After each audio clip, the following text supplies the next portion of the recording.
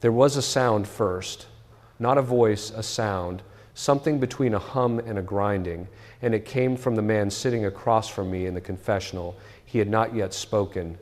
I had taken my seat, slid the grill open, and the sound was already there, as if it had been waiting for the door to close. He was in his mid-40s. A practicing Catholic, he told me, or someone who had once been. He had driven 3 hours.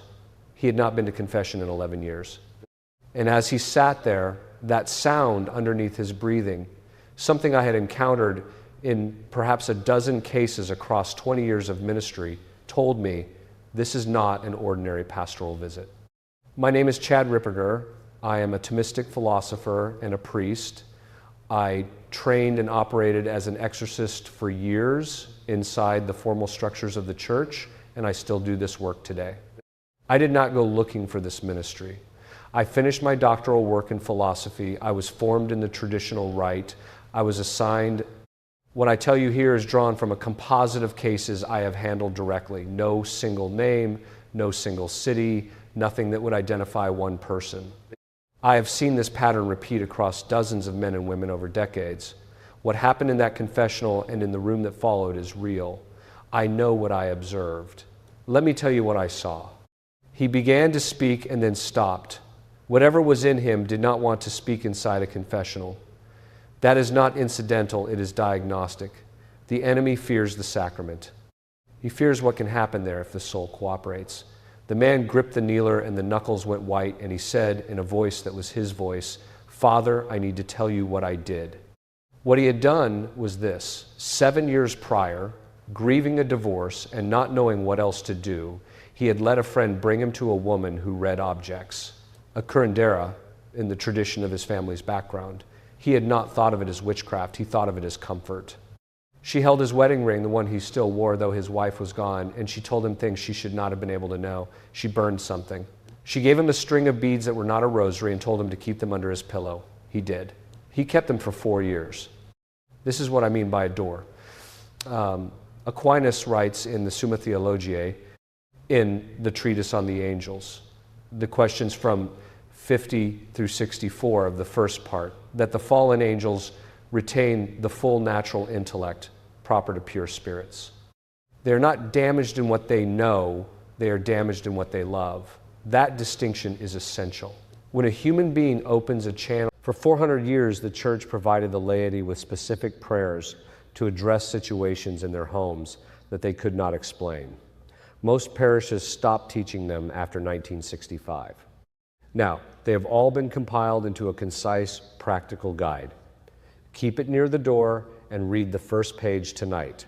You will find the link to get the book in the description and in the first pinned comment. To the demonic, whether through occult objects, through seance, through the deliberate invitation of a spirit, through what older manuals call a pact, what enters is not a minor dysfunction.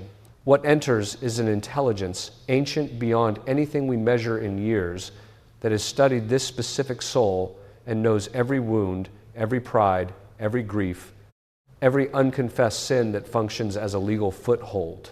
That is not poetry. That is the anthropology of spiritual combat. Peter tells us in his first letter, chapter 5, verse 8, "Be sober, be watchful. Your adversary, the devil, prowls around like a roaring lion seeking someone to devour." The image is not accidental. A lion does not lunge at a healthy herd. It tracks the one that is limping. It waits. It moves when the separation is sufficient. What the enemy is doing in these cases is not random and it is not capricious.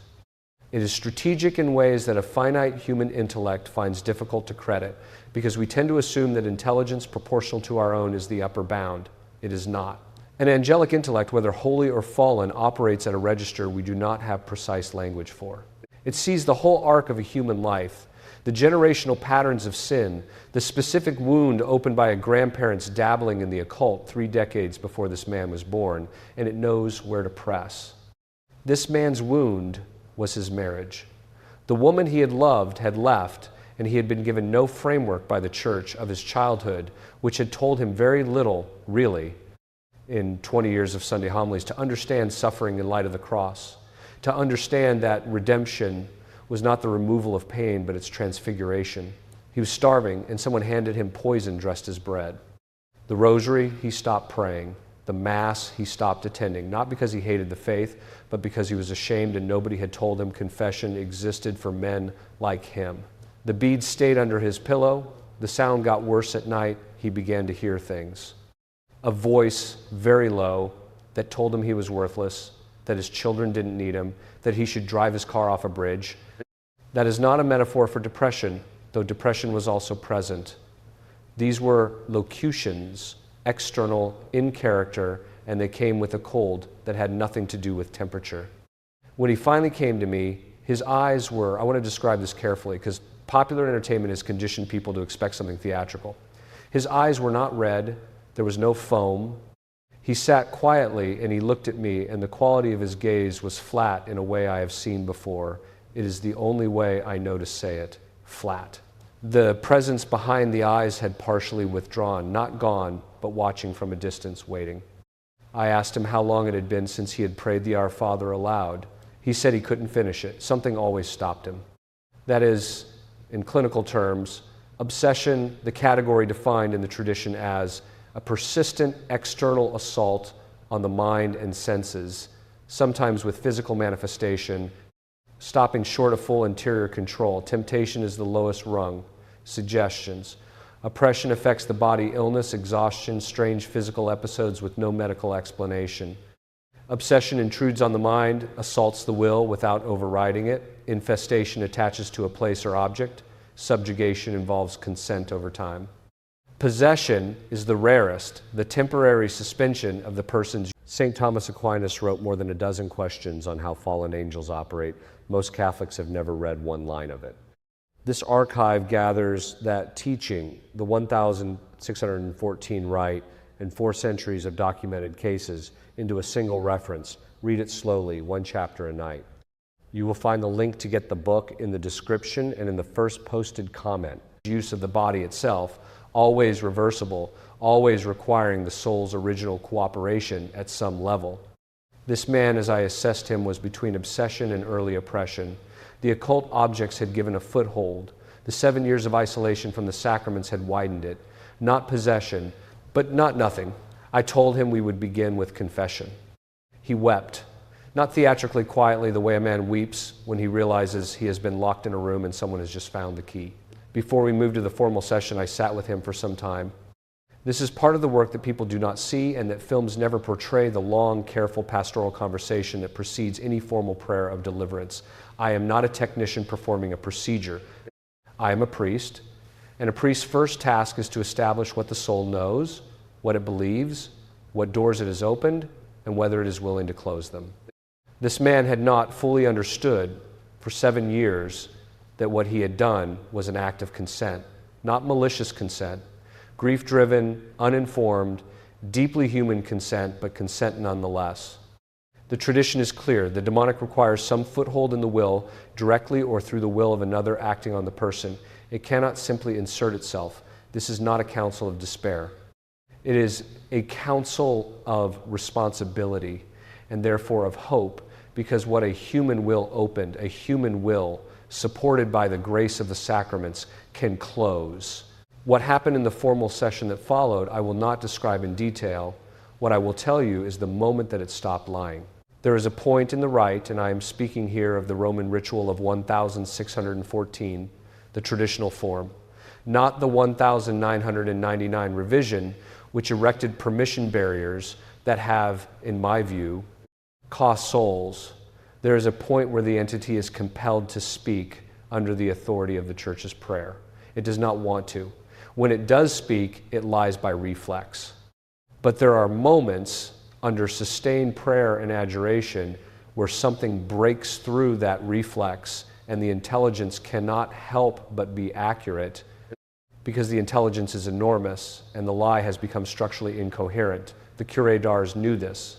John Vianney, who died 4 August 1859, was tormented for decades by what he called the grappin, the grappler. He came to understand the demonic not from books but from years of nightly attack, and he said something that has stayed with me. The enemy always reveals more than he intends. Always. In this session, what it revealed, and I want to be precise here, because I will not overstate what I know, and I will not invent what I did not witness. What it revealed was the exact mechanism of entry. The string of beads, it named the object, it named the category of what had been invited. The man had not invited consciously. He had consented to the reading of an object and the keeping of an occult instrument. And that consent, freely given in grief and ignorance, had been sufficient for what the tradition calls a legal foothold. Not the man's damnation, not his permanent subjugation, a foothold, a toe in the door. I know what I observed that day. The moment the confession was complete and the man received absolution, the valid, licit absolution of the church through apostolic succession, through the power Christ gave to the apostles in John chapter 20, verse 23, whose sins you forgive are forgiven. The sound stopped. I heard it stop. The room temperature changed. The man looked at me with his own eyes, not flat, his. That is what I saw on the other side, not another world. This one made suddenly legible. I want to address you directly now. What the sacrament of confession did in that room is not a technique. It is not a psychological catharsis, though it produces peace. It is the actual breaking of a legal hold. When sin remains unconfessed, the enemy has ground he can cite. When absolution falls, the ground is revoked. This is why I tell people who ask me about spiritual protection, before any deliverance prayer, before any blessed object, before any consecration confession, the Eucharist second. Because what the demonic fears above everything in this created order is the real presence. There is a reason every account across every century of exorcism returns to the same fact. The consecrated host ends things. The Curé d'Ars kept a pyx. Padre Pio, who received his stigmata on 20 September 1918, was known to hold the monstrance and speak to the Blessed Sacrament during Mass as though he were physically visible, because he is. The occult object came out of the man's house that week. We blessed the house with holy water from a priest using the old rite of blessing, which invokes the power to expel the demonic from the place. A blessed crucifix went in the main room. An image of Our Lady went above the bedroom door. His children were consecrated to the Sacred Heart of Jesus and the Immaculate Heart of Mary. He began the rosary again, daily, the full 15 mysteries by rotation. I want to dwell on the brown scapular for a moment, because this man had been given one by his grandmother and had stopped wearing it years before his marriage ended. He found it in a drawer. He put it back on. The devotion attached to the scapular of Our Lady of Mount Carmel is ancient, rooted in the 13th century tradition, and carries the Church's formal approbation. It is a sacramental, not a talisman, not an object with power in itself, but a sign of consecration to the Blessed Mother that the Church has given her blessing to. The enemy operates within a hierarchy of authority. A soul clothed in the sign of Our Lady's mantle, living the sacramental life that the scapular is meant to symbolize, is not an easy mark. The scapular without the life is a medal in a drawer. The scapular worn as the sign of a serious commitment to Our Lady's protection, received in the state of grace, is something else entirely. He called me 6 weeks later, sleeping through the night for the first time in years. This is not a case I present as proof of cosmological war.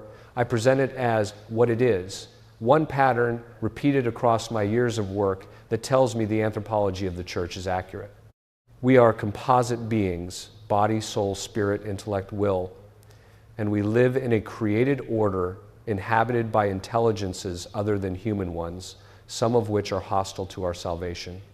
That is not fringe belief. That is Thomas Aquinas. That is Scripture. That is the 19 centuries of unbroken Catholic practice before someone decided the demonic was metaphorical. Dr. Richard Gallagher, a board-certified psychiatrist, professor of clinical psychiatry, not a credulous man, has written in peer-reviewed contexts about cases he evaluated where the psychiatric explanation was insufficient. He is not the only one. The clinical literature is not as settled as the cultural assumption. What I have seen does not make me excited. It makes me sad and it makes me serious, because every case represents a soul in genuine danger and a church that in many places has left people without the tools they need. Let me tell you why this is happening with the frequency it now has. The catechetical collapse that followed Vatican II, which closed in 1965, was real and it was severe. I am not attacking the council. I am reporting what happened in its implementation.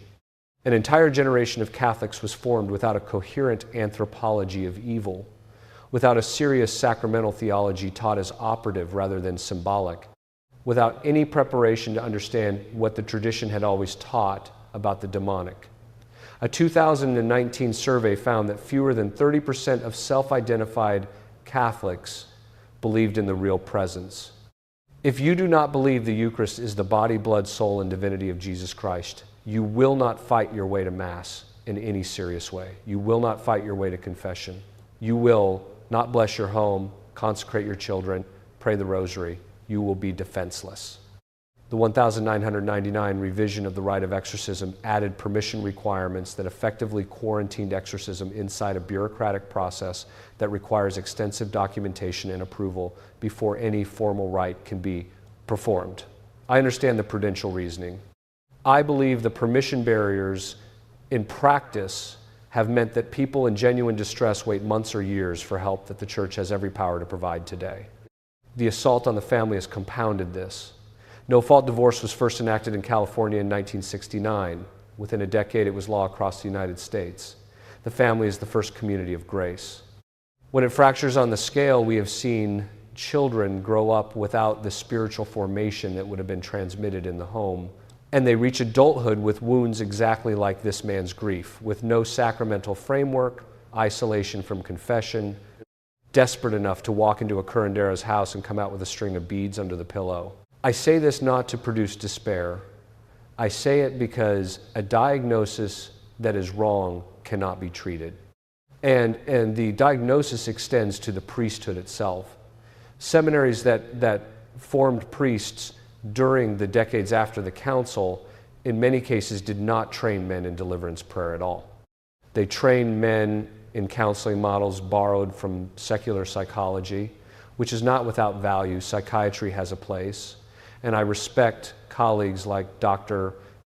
Gallagher who practice it with integrity, but which cannot substitute for the theological formation that equips a priest to recognize what he is actually dealing with.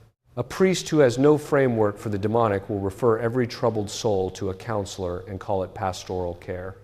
That counselor, however skilled, cannot give absolution. He cannot consecrate. He cannot pray the Church's rite of blessing over a house.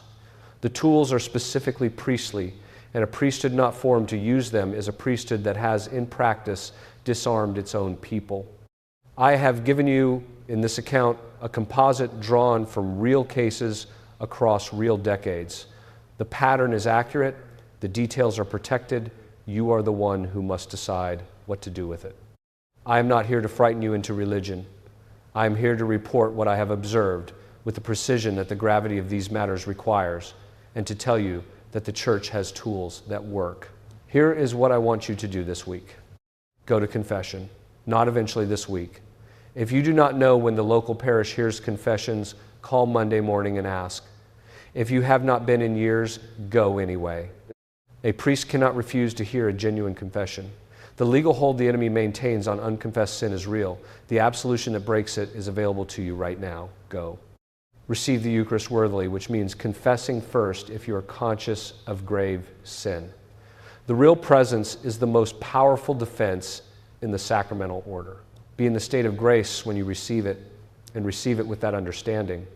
Bless your home. Ask a priest to bless it, ideally using the old rite, which is explicit about driving out evil.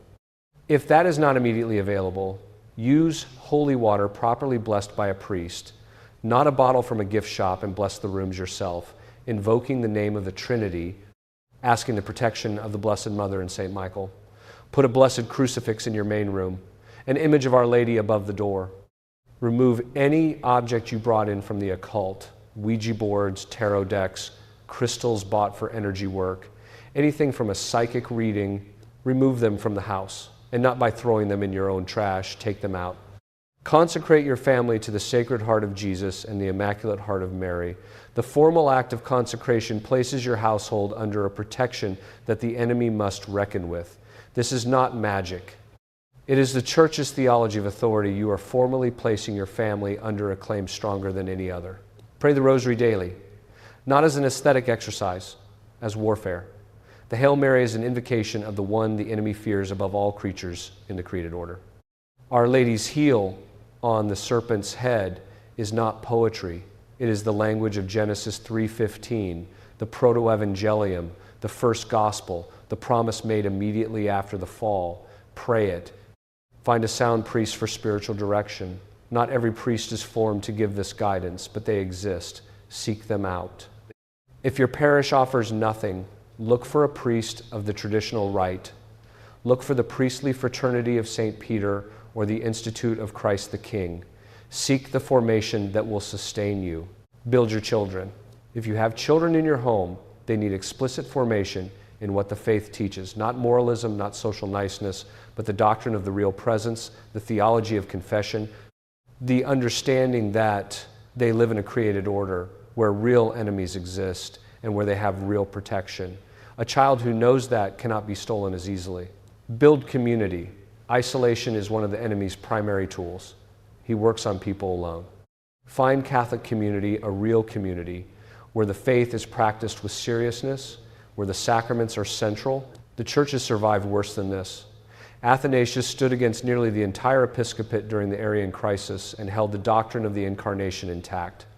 Athanasius contra mundum, Athanasius against the world, and the world eventually had to concede the world was wrong. The Church survived the French Revolution, which attempted to replace Christianity with a cult of reason. It survived systematic communist destruction in Eastern Europe, China, Mexico.